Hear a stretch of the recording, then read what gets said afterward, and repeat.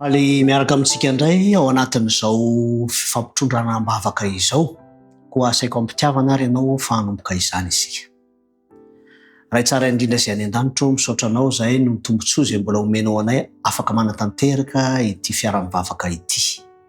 Dia mangataka ary izay famelan-keloka tanteraka avy aminao ary mangataka fiadanam-po ihany koa.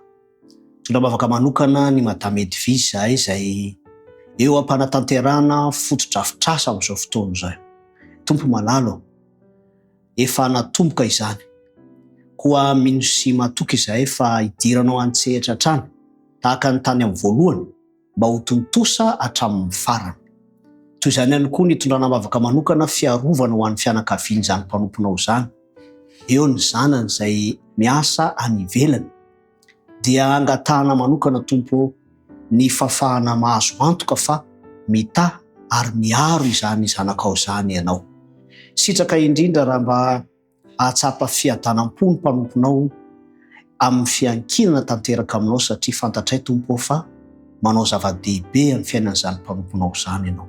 Tononona ny vavaka ho amin'ny anaran'i Jesosy Kristy. Amen.